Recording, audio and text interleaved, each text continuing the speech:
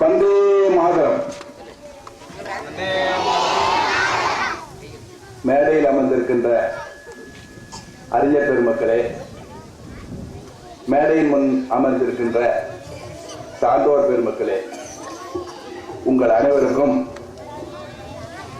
Rotary மாவட்டம் 2980 சார்பாகவும் நான் சார்ந்துள்ள காரைக்கால் சென்டினியல் ரோட்டரி சங்கத்தின் சார்பாகவும் வணக்கத்தை செலுத்திக் கொள்கிறேன்.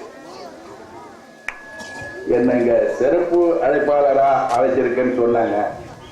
ஆனா என்னமோ தெரியல, ராம்பாக்கத்தினுடைய சாசன தலைவர் சண்முகம் ஆர்சிசில என்னென்ன சொல்லணுமோ அவ்வளத்தையும் சொல்லிட்டார். ஒண்ணு கூட சொல்லாது ஒண்ணு கிடையாது, கம்ப்ளீட்டா எல்லாத்தையும் சொல்லிட்டார். இன்னும் சொல்றதுக்கு ஒண்ணுமே இல்லை, எல்லாத்தையும் சொல்லுவாங்க. என்னத்த சொல்ல போறான் பார்ப்போம் அப்படின்னு சொல்லிட்டாரு. என்னமோ தெரியல.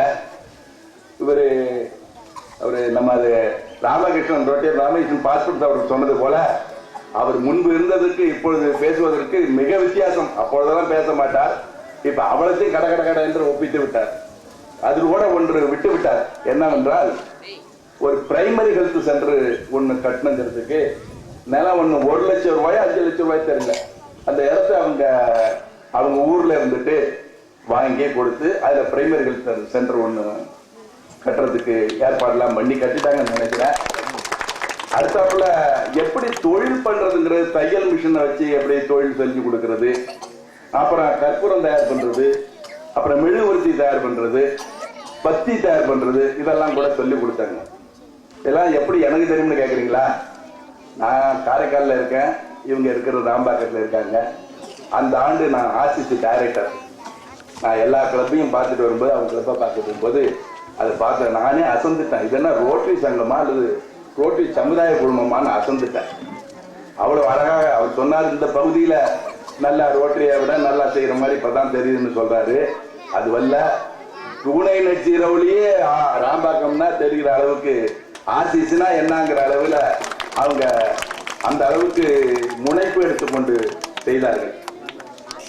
மரியாதைக்குரிய நண்பர்களே, இந்த ஆர்சிசியில என்னன்னு கேட்டீங்கன்னா, பொதுவா என்ன சொல்லுவாங்கன்னா, இப்ப மும்பைன்னு சொல்றோம், முதல்ல பம்பாய் பாங்க. அது கேட்வே ஆஃப் இந்தியா பாங்க. இந்தியா நுழைவாயில் என்று சொல்வார்கள். அதுபோல சமுதாய சேவை செய்வதற்கு ரோட்டரி இயக்கம் ஒரு நுழைவாயில். ரோட்டரி இயக்கம் மட்டும்தான், வேற எதுவும் இருக்க முடியாது. அந்த ரோட்டரி இயக்கத்துக்கு நுழைவாயில் இந்த ஆர்சிசி, அவ்வளவுதான். இப்ப ரோட்டரி இயக்கம்னா என்ன, ரோட்டரி சமுதாய குழுமம் என்ன, ரெண்டையும் போட்டு கன்ஃபியூஸ் பண்ணி கூடாது. ரெண்டு வேற வேற. ரோட்டரி இயக்கத்துல சார்பு நிறுவனங்கள் இருக்கு, அதாவது பார்ட்னர்ஸ் இன் சர்வீஸ். 3 சார்பு நிறுவனங்கள், ரோட்ராக், இன்ட்ராக், ஆர்சிசி. ஆர்சிசினா ரோட்டரி கம்யூனிட்டி சர்வீஸ், அதான் ரோட்டரி சமுதாய குழுமம். இந்த ஆர்சிசியினுடைய பொறுப்பு என்னன்னு கேட்டீங்கன்னாக்கா, ஏன் இதை நாம் இங்கு துவக்குறோம் என்றால், ரோட்டரியில ஒரு நண்பர் உறுப்பினராகி சேவை செய்ய வேண்டும் என்றால் அது சாதாரண விஷயம் இல்லை. ஏறத்தாழ ஆண்டு ஒன்றுக்கு குறைந்தபட்சமாக 10,000 ரூபாயாக செலவு செய்ய வேண்டும். அப்படி செய்தால்தான் ரோட்டரியில உறுப்பினராக இருக்க முடியும். ஆனால் அந்த அளவுக்கு நாம் செலவு செய்து கிராமங்களிலே உறுப்பினர்கள் இருப்பார்கள் என்றால் இருக்க முடியாது. ஆனால் கிராமங்களுக்கு தான் சேவை மிக மிக அவசியம். நகரத்திற்கு அவ்வளவு அவசியம் அல்ல. கிராமங்களில் தான் சேவைகள் போய் சேர வேண்டும். ஆனால் கிராமங்களிலே ரோட்டரி இயக்கத்துமே ஆரம்பிக்க முடியாது. பிறகு என்ன செய்வது? அதனால்தான் ரோட்டரி சமுதாய குழுமத்தை துவக்கி ரோட்டரி இயக்கமானது ரோட்டரி சமுதாய குழுமத்தின் மூலமாக அந்த கிராமங்களில் சேவை செய்கின்றது. இந்த ரோட்டரி சமுதாய குழுமத்தில் உள்ளவங்க செலவெல்லாம் பண்ணணும்னு அவசியம் இல்லை. அதாவது சப்ஸ்கிரிப்ஷன் கூட கிடையாது, சந்தா தொகை கூட கிடையாது. நீங்க வேணும்னா வாங்கிக்கலாம், வேண்டாம்னு விட்டுக்கலாம். இந்த சங்கம் நடத்தணுமேங்கிறதுக்காக வேண்டி அதுக்கு வேண்டிய ஒரு ஃபைனான்ஸ் வேணுமேங்கிறதுக்காக வேண்டி உறுப்பினர்கிட்ட 10, 20, 5 உங்க இஷ்டத்துக்கு வேணா வாங்கிக்கலாம். வாங்காட்டி பண்ணா விட்டுடலாம், அது ஒன்றும் கட்டாயம் கிடையாது. ஆனால் ரோட்டரி இயக்கம் அப்படி இல்லை. அதனால் தான் ரோட்டரி சமுதாய குழுமம் என்பதை ஒன்றை துவக்கி அதன் மூலமாக சேவை செய்கிறார்கள். அந்த ரோட்டரி சமுதாய குழுமம் இன்றைக்கு பொறுப்பேற்றுக் கொண்டார்கள். அவர்கள் நீங்கள் என்ன செய்ய வேண்டும் என்றால், அதுல புது குழு செயற்குழு என்று ஒன்று இருக்கிறது. பொதுக்குழு என்பது ஒட்டுமொத்தமாக இன்றைக்கு 25 பேர் சேர்ந்திருக்கிறேன்னா ஒட்டுமொத்தமாக சேர்ந்து பொதுக்குழு. அதுல செயற்குழு என்பது அதுல பொறுப்பாளர் இருப்பார்கள்.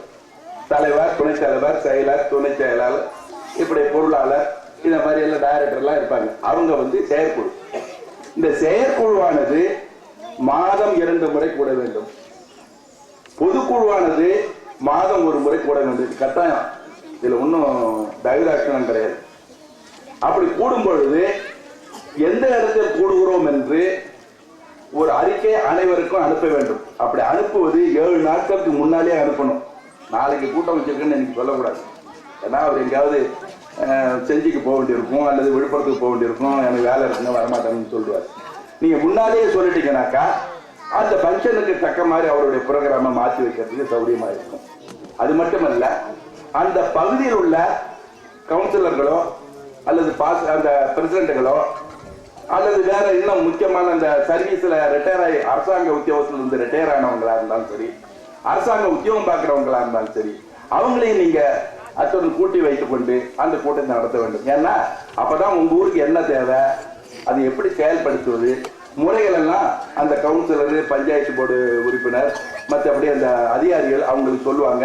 அது எப்படி எல்லாம் ஃபண்ட்ரைசிங் பண்ணலாங்கிறதே அவங்க சொல்லுவாங்க. அதனால அவங்களே நீங்க வச்சுக்கணும். இன்னொன்னு, இந்த சமுதாய குழுமம் உற்பத்தி துவக்கியதனால் ரோட்டரி சங்கம் உங்களுக்கு அனைத்து வகையிலும் பண உதவி பண்ணும் என்று நினைக்க கூடாது. ரோட்டரி சங்கம் உங்களுக்கு உதவும், உங்களுக்கு அனைத்து வகையிலும் துணை இருக்கும். ஏதோ முடிந்த அளவுக்கு சில இடங்கள்ல ரோட்டரி சங்கம் பண உதவி பண்ணும், சில இடங்கள் பண்ணாமல் கூட பண்ண முடியும். இப்ப ராம்பாக்கத்துக்கு விழுப்புரம் சங்கத்துல இருந்து ஒண்ணும் கொடுக்கல, விழுப்புரம் சங்கத்துக்கு வேணா ராம்பாக்கம் கொடுக்கலாம்னு நினைக்கிறேன். அந்த அளவுல இருக்கு விழுப்புரம். அதே மாதிரி இதுல முக்கியம் என்னன்னு கேட்டீங்கன்னா, உங்களுடைய எண்ணம் திடகாத்திரம், அதுதான் முக்கியம். ஐ கேன், என்னால் முடியும், அதுதான் வேணும். இப்ப நீங்க பாத்திருப்பீங்க, இந்த சுய உதவி குழுன்னு இப்ப ஆரம்பிச்சிருக்காங்க. அது கிட்டத்தட்ட 10 வருஷமா இருக்குன்னு நினைக்கிறேன். இது 1985 மேற்கராப்ப ஆரம்பிச்சுட்டாரு. இந்த ஆர்சிசிக்கு என்ன பேருன்னாக்கா சுய உதவி குழு தான், செல்ஃப் ஹெல்ப் சர்வீஸ். இது 1985ஆம் ஆண்டு மேற்காப்பராஸ் என்பவர், அவர் தூரதிருஷ்டி, தன்னுடைய தொலைநோக்குடன் இப்படி ஒன்று தேவை, இப்படி இருந்தால்தான் நாடு முன்னேற முடியும், நாட்டை சிறப்பாக்க முடியும் என்பதை அன்றையவர் பன்னாட்டு தலைவர், ரோட்டரி இன்டர்நேஷனல் பிரசிடண்டா இருந்தவர் 1985-86 அவர் அன்றைய அந்த தொலைநோக்கோடு செல்ஃப் ஹெல்ப் சர்வீஸ் என்பதை ஒன்றை உற்பத்தி செய்து துவக்கி அன்றே செய்தார். இன்னைக்கு அதனுடைய இதுதான் தமிழ்ல பண்ணி நம்ம சுய உதவி குழுன்னு வச்சிருக்கோம். தரவுல ரோட்டரியில இருக்கிறதா எல்லாம் நடந்துகிட்டு இருக்குது. இதுல சரி சார், நீங்க இவங்கள்ட்ட வாங்க கூடாது, அங்கேயும் செய்யக்கூடாது, இப்ப நாங்க எப்படி சார் இதெல்லாம் செய்ய முடியும்? இது விளக்கமா சண்முகம் அவர்கள் மிக அழகாக சொல்லாது. அதுல என்னன்னு கேட்டீங்கன்னா, அரசாங்கம் கோடி கோடியா, மத்திய அரசாங்கம் இருக்கட்டும், மாநில அரசாங்கம் இருக்கட்டும், கோடி கோடியான திட்டங்களுக்கு கோடி கோடியான ரூபாய்கள் ஒதுக்கீடு செய்கிறார்கள். நான் எந்த அரசாங்கம் என்று சொல்ல விரும்பவில்லை, எந்த திட்டம் என்பதை பற்றி சொல்லவில்லை, சொன்னால் பாலிடிக்ஸ் ஆகும். ஆனால் அத்துணை திட்டங்களும் ஏறத்தாழ 80% ஃபெயிலியர் ஆயிடுது. அதான் உண்மை. 100% சக்சஸ் ஆகல. ஏன் இவ்வளவு ரூபாயை கொடுத்து அது ஏன் 100% சக்சஸ் ஆகல? ஃபெயிலியர் ஆகுது. ஃபெயிலியர் ஆகிற திட்டத்துக்கு இவ்வளவு ரூபாய் நம்ம ஒதுக்கீடு பண்ணணுமா அப்படின்னு நம்ம வெளியே நோக்கும் போது, வெளியே இருந்து பார்க்கும்போது தெரியும். அதுக்குதான் இந்த ஆர்சிசி துணை, அதை எல்லாத்தையும் வாங்கிக்கிறதுக்கு இந்த ஆர்சிசி அதுக்கு தான் முக்கியம். அதுக்குத்தான் ரோட்டரி சங்கம் இருக்கும். இவங்க அவங்களோட நம்ம என்ன செய்யணும்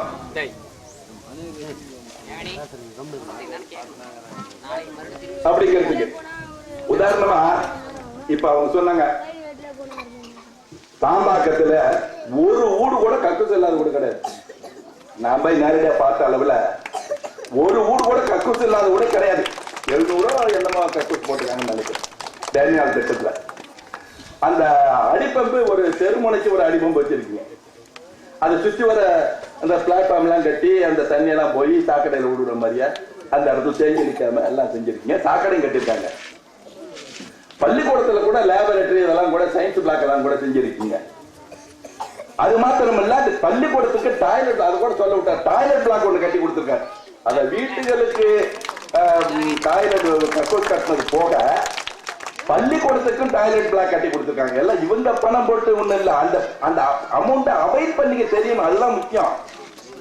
அரசாங்கம் கொடுக்குறாங்கன்னா அதை அவைல் பண்ணிக்கிறதுக்கு தெரியும். அதுக்கு அவர் சொன்ன மாதிரியா தனி ஒரு நபரால எதையுமே சாதிக்க முடியாது. நீங்க கூட்டம் சேர்ந்தா தான் அதுக்கு மரியாதை உண்டு, மதிப்பு உண்டு. ஆர்சிசினா ஒரு குழுமம், அந்த குழுமம் வந்து போய் சாதிக்க முடியல, பின்னால ரோட்டரி சங்கம் பின்னாலே வந்துடும். ஏங்க அது செய்ய மாட்டேங்கிறீங்களேன்ட்டு. ரோட்டரி இயக்கத்துக்கு உண்மையில சொல்றேன், ஆஞ்சநேயர் மாதிரி ஆஞ்சநேயரோட மதிப்பு ஆஞ்சநேயருக்கே தெரியாது, அந்த அளவுக்கு வலு. ரோட்டரி இயக்கம் வந்து உலகத்திலேயே பெரிய மதிப்பு வாய்ந்த சக்தி வாய்ந்த ஒரு நிறுவனம், தன்னார்வ தொண்டு நிறுவனம் ஒன்று இருக்குன்னா ரோட்டரி சங்கம் தான், வேற எதுவும் கிடையாது. தயவுசெய்து வேற யாரும் மன்னிச்சிங்க, உண்மையை சொல்றேன். அந்த 1905 அதுல இருந்து இன்னைக்கு வரை அது பழமை வாய்ந்தது. அதுக்கப்புறம் தான் பின்னால வந்ததுலாம். இன்னைக்கு வரைக்கும் செய்ய முடியாத செஞ்சு காட்டுவேன் என்று சபதம் எடுத்துட்டு செஞ்சது. இந்த போலியோ பிளஸ் நோயை கூட அதை ஒழிக்கிறதுக்கு மிக்க முழுக்க முழுக்க ரோட்டரி சங்கம் தான். சில பேர் நினைச்சிட்டு இருப்பாங்க அரசாங்கம் செய்து நினைச்சிட்டு இருப்பாங்க, கிடையவே கிடையாது. எல்லாமே முழுக்க முழுக்க ரோட்டரி சங்கம் தான். இப்போ ஏன் அரசாங்கம் செய்யறாங்கன்னு கேட்டீங்கன்னா, மேன் பவர் இல்லை, அது மனித சக்தி ரோட்டரி இயக்கத்தில் இல்லை. 12 லட்சம் பேர் தான் இருக்காங்க உலகத்துல, 600 கோடி மக்கள் இருக்காங்க. 12 லட்சம் பேர் தான் இருக்கிறோம் ரோட்டரி சங்கத்தினுடைய உறுப்பினர். எப்படி சேவை செய்ய முடியும்? முடியவே முடியாது. பர்சன்டேஜ் பாத்தீங்கன்னா 0.002% தான் இருக்கு. எப்படி நம்ம சேவை செய்ய முடியும்? முடியாது. அது மாத்திரம் இல்ல, ஒரு அங்க அந்த இனப்பிரச்சனை வந்துடும். ஒருத்தர் சில பேர் போட்டுக்க மாட்டாங்க, எங்க ஜாதியில போட மாட்டாங்க, எங்க வகுப்புல இதெல்லாம் போட மாட்டோம் அப்படின்னு சொல்லுவாங்க. இல்ல இல்ல நீங்க போட்டுக்கதான் செய்யணும்னு போய் போட்டோம்னு வச்சுங்க, அப்ப லான் ஆர்டர் வந்துடும், பிரச்சனை வந்துடும், சங்கடமாயிடும். எனவே நாங்க என்ன பண்ணிடுறோம்னா, அரசாங்கத்தின் கையில ஒப்படைச்சு நீங்க போட்டுடுங்க, அதுக்கு உண்டான பணமும் கொடுத்துடுறோம் அவங்களுக்கு. அவங்களுக்கு டிரான்ஸ்போர்ட், அவங்களுக்கு சாப்பாடு, இந்த போலியோ மருந்து, அது தூக்கிட்டு போற பொட்டி எல்லாமே ரோட்டரி சங்கம் கொடுத்துருது. அவங்க என்ன செய்யறாங்க, அன்னைக்கு 2 நாளைக்கு அதை ஒரு கவர்மெண்ட் ஹாலிடே விட்டாலும் கவர்மெண்ட் பஞ்சாயத்து வேலையை வச்சுக்கிட்டு அதை எல்லாரும் கொண்டு போடுறாங்க. அவ்வளவுதான் விஷயம். எங்களால செய்ய முடியாது, அவங்க செய்யறாங்க, அவ்வளவுதான். இப்படி சேலஞ்ச் எடுத்துக்கிட்டு செய்து கொண்டு இருக்கின்ற ஒரு நிறுவனமாக இருந்தது. அது மாத்திரம் இல்ல, 2003 2012 இடைப்பட்ட 10 ஆண்டுகளை லிட்ரஸி ஆஃப் டெக்கேட் அப்படி என்று அறிவித்திருக்கிறார்கள். அதாவது கல்வி தலைமுறை, கல்லாமையை இல்லாமக்கி, கல்லாமையே இருக்கக்கூடாது. இந்த 10 ஆண்டுக்குள்ள எல்லாருக்கும் கல்வி கற்க சொல்லணும். அதெல்லாம் வந்து ஒரு சபதம் எடுத்துக்கிட்டு அவங்க செஞ்சுக்கிட்டு இருக்காங்க. அப்படிப்பட்ட ஒரு சேவைகளை செய்து கொண்டிருக்கும் பொழுது இதெல்லாம் செய்யறதுக்கு தேவைன்னு சொன்னா ஒரு ரோட்டரி சமுதாய குழுமம் தேவை. இந்த குழுமமானது நீங்க சொன்ன, நான் முன்பு சொன்னது போல பக்கத்துல அவங்க இருக்கிறாங்க, இந்த புத்தகம்லாம் உங்களுக்கு கொண்டாந்து அவங்ககிட்ட படிச்சு காமிக்கணும்னு சொல்லி. இது என்னன்னு கேட்டீங்கன்னா, இந்த ராசிசினால உலகத்துல எந்தெந்த நாட்டுல எங்கெங்கெல்லாம் செஞ்சு எவ்வளவு நன்மை அடைஞ்சிருக்காங்க. நான் அப்புறம் இங்க வந்தோம்னா இவரை பார்த்தோம் தான் ஞாபகம் வந்து, ஏன் கண்காணாத இடத்துல போய் நம்ம சொல்லிட்டு இருப்பேன். அங்க வந்து அமெரிக்காவில் இருக்கான், அப்புறம் கனடாவில் இருக்கிறான், அப்புறம் வந்து பாம்பேல இருக்கான், அங்க இது வேற நாட்டுல இருக்கான்னு சொல்றதை விட பக்கத்துல இருக்க ராம்பாக்கம் நீங்க நேரடியா போய் பார்க்கலாம். அவ்வளவு, அதாவது என்ன சொல்ல போனா, நான் 1999 2000